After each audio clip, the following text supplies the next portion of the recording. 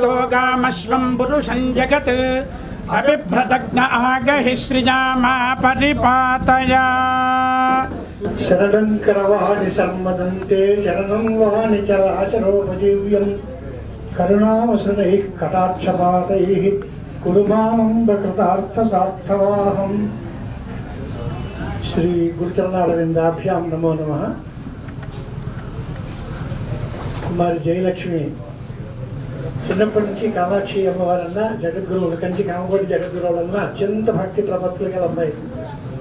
వారి తండ్రి గారు తల్లి గారు కూడా పరిస్థితులు అంటే కాశీలో అవధానానికి నేను వెళ్ళలేకపోయినా పల్లిపాలెంలో అవధానానికైనా ఒకసారి వచ్చి పరగంట సేపు ముందు వెళ్ళాలి అనే ఉద్దేశంతో వచ్చాను.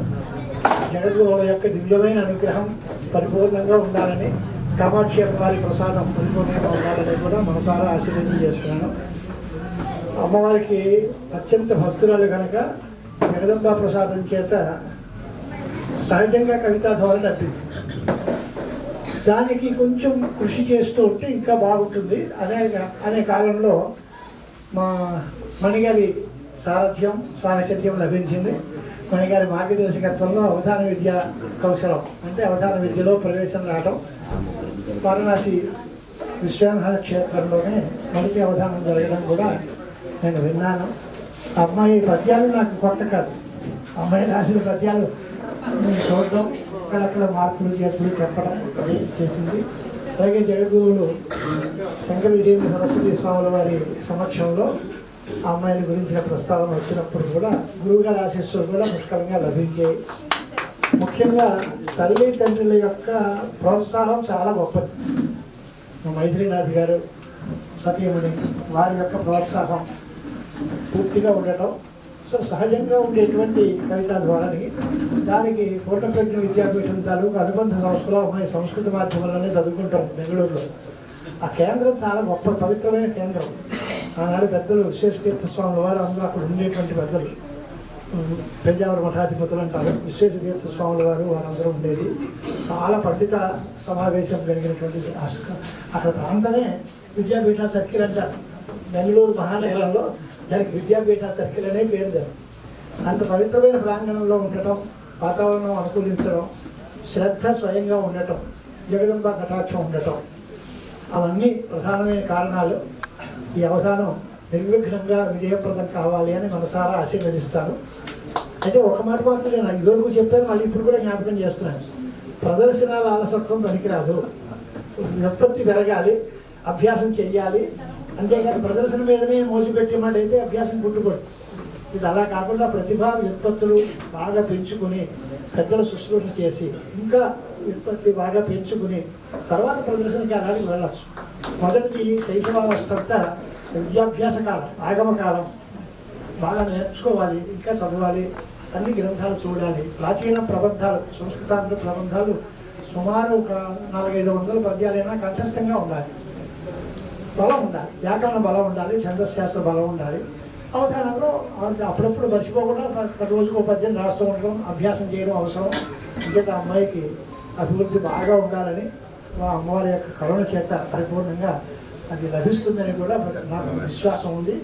జగద్గురువుల వారు కూడా కొన్ని శ్లోకాలు ఏదైనా చూసినప్పుడు ఆ శ్లోకాలకి వాణి కట్టి వాయిస్ రికార్డ్ చేసి దాన్ని అందరినీ ప్రచారం చేయాలి అనేటువంటి ఆశీర్వదనం చేశారంటే వారి మనస్సులోనే ఈ అమ్మాయి బాగుండాలి, అభివృద్ధిలో ఉండాలి అనేటువంటి కాంక్ష ఉంది. దైవ భక్తి ఉంది, సాహిత్య వ్యవసాయం కృషి ఉంది, జన్మాంత సిద్ధమైన పుణ్య విశేషం కూడా ఉంది. అంచేత అన్ని రకాల కారణాలు కలిసి వచ్చినప్పుడు మంచి ఫలితాలు వస్తాయి. ఆపనోదయ కర్మణం అంటారు కాళిదాస్. అంచేత ఫలం పుట్టే వరకు పని చేయాలి తప్ప పని చేయడం ప్రారంభించి మానేస్తాం అనుకోవడం. అంచేత పరిపూర్ణమైన ప్రతిభా విపత్తులు సిద్ధించే వరకు ఇంకా కృషి సల్పాలని పెద్దల ఆశీర్వచనం వల్ల అమ్మాయికి సకల శ్రేయస్సులు కలగాలని కూడా పరిపూర్ణంగా ఆశీర్వదం చేస్తాను. మా కంచి మఠంది కనుక ఆ ఒక్క గురువు గారి అనుగ్రహం చెప్పేసి వదిలేస్తాను.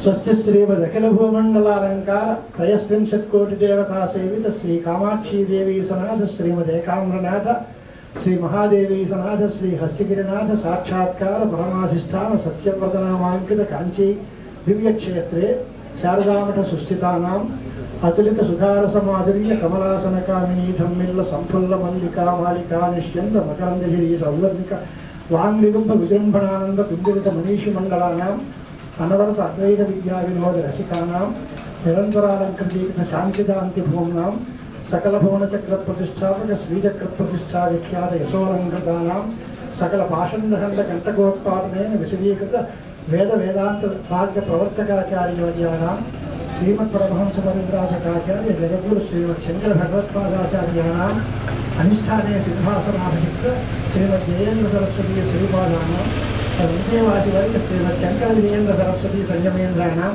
తదంతేవాసివర్య శ్రీమద్ సత్యచంద్రశేఖరేంద్ర సరస్వతీ శ్రీపాదానాం చ ఆశిషः సముల్లసन्तు।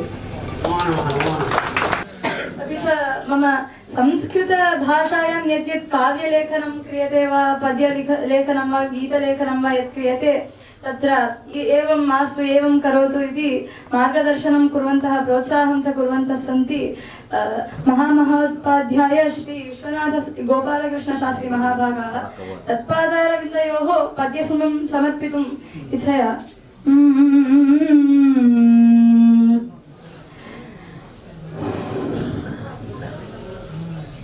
यशारदा मानवरूप संस्था यशारदा मानवरूप संस्था वेदांत वेदादिषु पारगंतुं वेदांत वेदादिषु पारगंतुं ఇంద్రవద్యులో చెబుతోంది ఇంద్రవద్యులో वात्सल्यपूर्णं वरदं प्रशांत